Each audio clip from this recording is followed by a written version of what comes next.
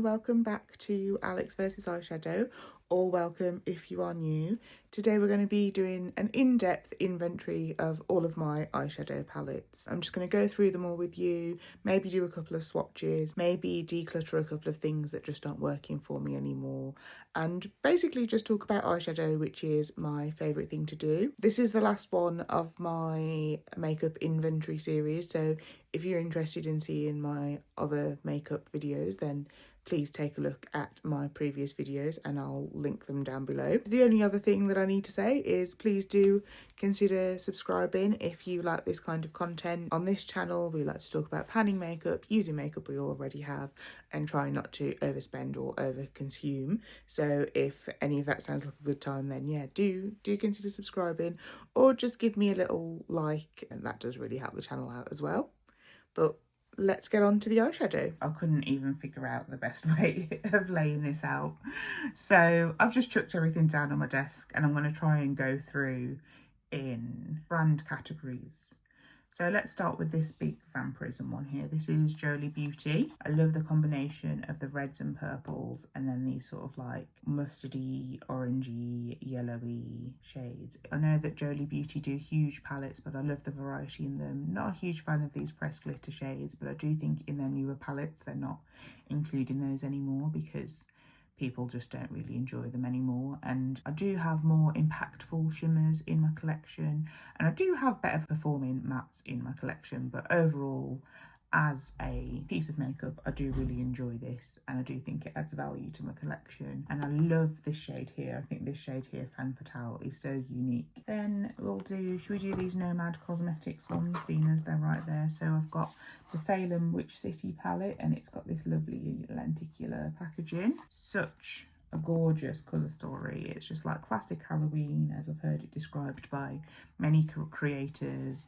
And again, I love these reds, I love oranges, I love greens. So we've got these lovely grungy greens, these deep dark moody reds, bright oranges, yeah, and then this amazing deep dark pitch black. I should also mention that the way that Nomad Cosmetics shimmers perform under low light, it's just breathtaking. Amazing twinkly shimmers. So impressed with this brand and would love to get more from them. Next we have the Pacific Northwest palette. So I'd not long come back from Vancouver when I got this palette and it just does capture the vibe so perfectly. Such a beautiful, dreamy, whimsical palette. Very cool toned lean-in, which I do think in retrospect doesn't really work for me perfectly. I do think that warm toned eyeshadow does look a bit better on me, but it is always good to have a few options in your collection. And again, the quality of these shadows is just absolutely stunning. And I love the craftsmanship that goes into Nomad Cosmetics palettes as well. It's not just a rinse and repeat formula. Everything is like custom, even the stamps on all of the eyeshadows. They're just a beautiful piece of craftsmanship. So we've got a couple of Natasha Denona palettes. We've got the I Need a Warm palette and the Yucca palette. The Yucca palette, it's just got all of these yucky, mucky greens and oranges, greens and yellows in there. And then these shimmers are just absolutely amazing. I would say that I don't particularly understand the Natasha Denona hype. I do think that mattes in indie palettes do perform a lot better than they do in Natasha Denona palettes, but these shimmers are very special, and I do think that it is quite hard to find mainstream palettes that have both amazing mattes and shimmers. But I still love the colour scheme of this palette. It's the same again for my I Need a Warm palette. I would just say that a few of these mattes, these lighter mattes, they're just not even really impactful on my skin tone. And I don't have a mega deep skin tone. So people with even deeper skin tones than me would probably even struggle with this one soft spot and this one further, with them having any real impact on their skin. Not too sure about this palette. It is good to have a couple of neutral palettes in play, so I will hold on to it for that reason, because a lot of my palettes are quite bright colour focused. If I had to pick you know, a handful of palettes to throw away, this would probably be in that handful. Speaking of palettes that I'm not sure about, this is my BH Cosmetics in Nude Ego, and this has been rolled into my Pan Those eyeshadows this year. Very similar vibe to the Natasha Denona one actually, and I would say the shadow performance is quite similar as well, so not really sure about this one. This one was quite a lot cheaper than the Natasha Denona one, so it feels a little bit less painful throwing this one away if it doesn't really work for me. So the shade Courage and Soul have been rolled into my Pan Those Eyeshadows Project Pan this year, so I'm hoping I can get a better understanding of this palette and a bit more use on it. But if during that time I'm finding actually these shadows just aren't performing at the level that I really want, then I probably will be considering letting this one go, just because I do have a couple of other neutral palettes that really do knock it out of the park in terms of impactfulness, and this one doesn't really seem to have that. So if we move on to potentially those neutral palettes, so I have this Beauty Bay, this huge Beauty Bay one, the rich one. There is just more neutral mattes than one girl could ever dream of in there, and all of these light shades, they are super impactful on my skin tone still. I can use these as sort of inner corner highlights, lots of lovely sort of mid-tones, and then lots of deepening up options down here. And then the shimmers are beautiful too, so sparkly. They do crease a little bit, Beauty Bay shimmers on me, even though they are quite a dry formula, but that is to be expected. It's quite a cheap brand. I think this palette cost me something like £10 for 42 shades. When I've got this absolute beauty in front of me and then I compare it to the Nude Ego palette, I'm like, why would I ever choose the Nude Ego palette over this? My other Beauty Bay palette's trapped under there, so I won't go for that one yet, but I'll just staying in the vein of neutral palettes, I think. I'll just get this out. This is a little bit of an older one. Spectrum are known for their eyeshadow brushes, but they have brought out a couple of eyeshadow palettes, and this is the Zodiac one, and this is so old. This is so old in my collection. It's probably one of my oldest eyeshadows, and this is just the perfect crease shade for me. I love this as a crease shade. This in the crease, this all over the lid, stunning. This in the crease, this all over the lid, stunning. This shade's a bit of a dud, doesn't really do much. And then I always think how amazing blacks are in other palettes until I come back to this palette and see how black this black is. This is like Vanta black. This is the blackest black that's ever blacked. That's one of the reasons I hold on to this palette, because that black is just like, it gives you the most deep dark depths you've ever dreamed of. And another little neutral girly, we've got this Nude Mood by Colourpop, and this is another one that I'm not 100% sure of. This brown isn't really a dark brown for me. This is more of a mid brown.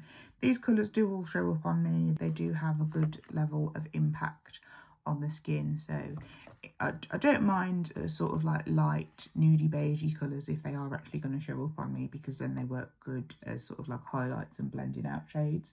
But if they're just going to vanish into my skin tone, then I don't really like them, which is what the Natasha Denona ones and the BH Cosmetic ones tend to do. These shimmers in here are beautiful. We've got a bit of a sequin shade here. And yeah, I do want to give this palette a little bit more of a love. I do quite like it. I just wish that it had a little bit more depth in it. You know, I was just saying that Spectrum Cosmetics palette has the blackest black of all time, so I've only got to whip that out and do a little look with that black and these to get a good look out of those two palettes. Last but not least neutral one is my Cosmic Brushes Neutrals palette. Beautiful neutrals with a twist. Neutral browns with different undertones. I love these sort of like grey, olivey, khaki browns here. I love that we've got a bit of mustard in there. I love that we've got a few purpley plummy shades in there. And then I do think I did have a bit of beef with this chic shade actually.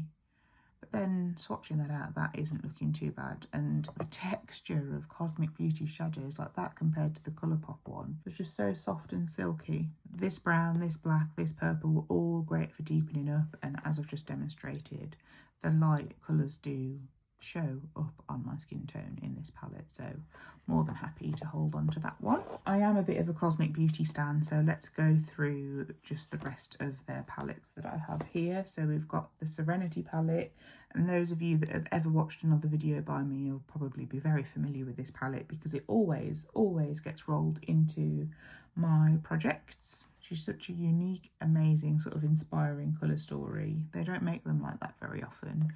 And we do have a couple of pans in this one. We've got pan in the shade Serenity and the shade Lagoon, and then this beautiful shade down here, Ether, which is this blue to purple duochrome, which is just breathtaking, has been rolled into my project pan this year. So excited to be getting some use on that one.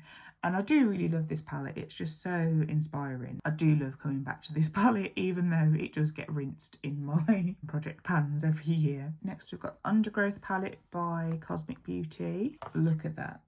Look at that for like a green leaning neutral palette.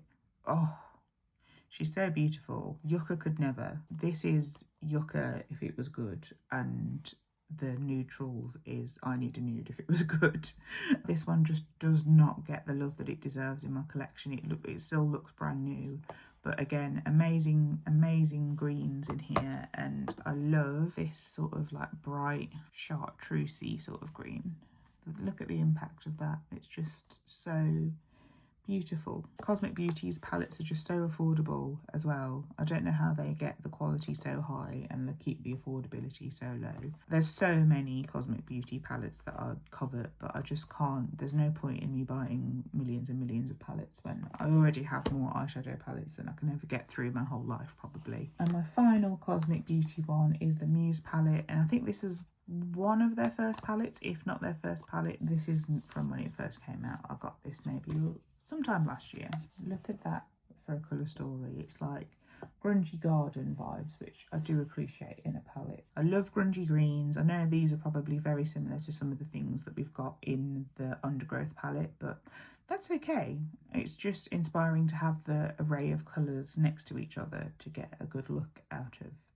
And I've had so many amazing looks out of this palette, and I'm just so glad that it's in my collection. I really love it. Would a makeup girlie's makeup itinerary be complete without the Naked palette featuring in some way, shape or form? So this is actually the OG Naked palette, and it does have a broken mirror in it. Sorry if I'm giving you bad luck by making you look at my broken mirror. And it's just, this was that girl back in the day, wasn't it? But it's just not, it doesn't have that level of impact anymore. I did take this away with me a couple of years ago to have as my holiday palette, and it was giving like frosty. But it's kind of one of those ones that you have to hold on to for the mems, and I would consider panning one of these shades if it came up in my project pan, but it never has, and I'm kind of glad about that, to be honest. But she's got to make an appearance. It wouldn't be a makeup video, a makeup inventory video without her.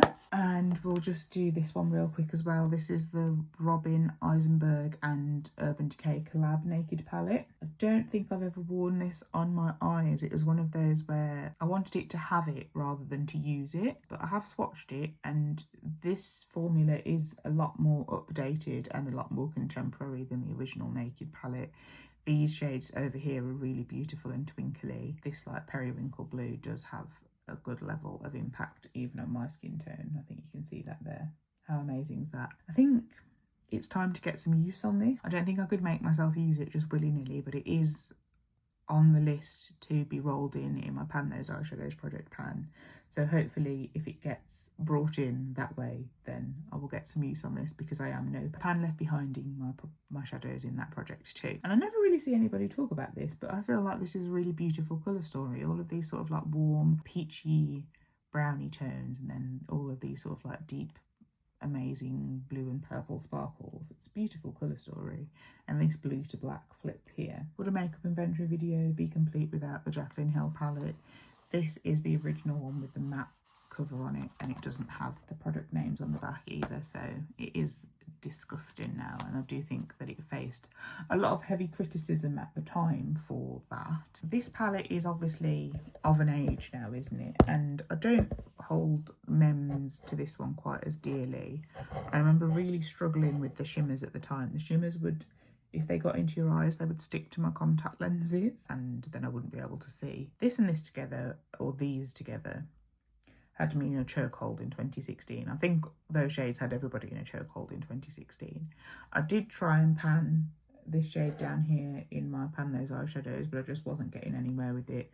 And I was just realising the quality of the eyeshadow just wasn't really worth my time. It was creasing a lot on me. I wasn't finding that it was sticking to my contact lenses, actually. I don't know if the age has caused it to simmer down a little bit, but I am more than happy to declutter this palette now. I think I have all of these shades in updated formulas that look so much better. The only shade that I would really want to cling to is this strange sparkly sort of olive green down here. Let's swatch her. Yeah, that is a bit of me, but I'm sure I have something somewhere in my collection that can contend with that. I actually thought I had more Blend Bunny than just these two, which I'm finding kind of weird. This Beauty Below palette is an absolute stunner. Look at all those deep, dark, beautiful jewel tones. It's just amazing. Blend Bunny's quality is absolutely mind-blowing. On par with the Cosmic brushes in terms of like beautiful, amazing, blendy, pigmented, impactful mattes that have this beautiful soft creamy texture. Actually, I think Cosmic Beauty's soft creamy matte texture is better than, they're not cream eyeshadows, but they've got that lovely soft finely milled texture. I actually think Cosmic Beauty's formula is a little bit better than Blend Bunny's, but Blend Bunny is also still beautiful. And oh yeah, and I love this Cursed shade as well, this holographic, oh my god, look at that holographic black. Oh, get it on my face now. I just love makeup. It's just so beautiful, isn't it? I don't know if it's looking the way it's looking for you, that it's looking for me, but it's looking mighty good to me. This is their Longing palette, and I longed for this for so long. I waited and counted the days for it to be available in Glisten and Glisten Cosmetics store, and I actually haven't put this on my face at all yet, and I've had it maybe about 6 months. It's so unique in that it's one of those sort of like grayscale with obviously elements of colour. We've got the brown, the yellow, the blues, the greens, the purples, desaturated palette, but I just don't think that is the best kind of shadow for me. I was saying earlier that cool toned shades do work for me on occasion just because of my olive undertone, but I think this palette's taking it a little bit to the extreme. So I do want to try and get some good looks out of this, and I just love the vision, I love the idea, I love how the palette looks. I do think some of these shades here are a little bit similar. I don't know how different they're going to look on the skin in this sort of area. Like these three, are they different colours? These two especially. Hopefully it gets rolled into one of my projects this year and I can have a good old go on it. The Lonely Scarecrow. This is a small UK indie brand called Poppy and Fluff Cosmetics, and my god, I was impressed with the quality of this. So I have actually used every shade in this palette. Number one, this colour story is a bit of me. Murky greens, warm tone browns, weird yellow, black. It's just my dream colour story. And these, oh, the quality of this is just second to none. Again, highly pigmented, show up on my skin tone, even these sort of lighter colours here. The shimmers are just beyond. Like when I walked into the office wearing this, people gasped. Like people gasped. People never gasp in offices. Their souls have been ground down to nothing. People gasp. I'm just going to swatch a few of these as well because I feel like this is just such an unspoken about brand. Look at that. Do you see the colour payoff? That was Patch. And then let's do this sort of metallic orangey red colour. Like, oh, tell them to stop it. Tell them to stop it. They're too good. They're too good at what they're doing. And then this twinkly topper shade. It does look yellow on the skin there, but when I wore it as an inner corner highlight, it looked more like a green. These are like world-class mattes. Like they could contend with Blend Bunny and all those other big indie brands. And I'm expecting big things from Poppy and Fluff in the future. Absolutely beautiful palette. Let's do Agate Temptation next. We all know Singe Beauty, Angelica Nyquist's brand. Again, amazing quality mattes. I'm at the stage now in my makeup purchasing career where I know when something's going to be good and when something's not going to be good, so I don't bother buying it. Angie's never steered us wrong, has she? Again, a very inspiring colour story. I know that Angie really thinks about her colour stories and how she can make them work in a variety of ways. This palette has been rolled into my Pan Those Eyeshadows Project Pan this year.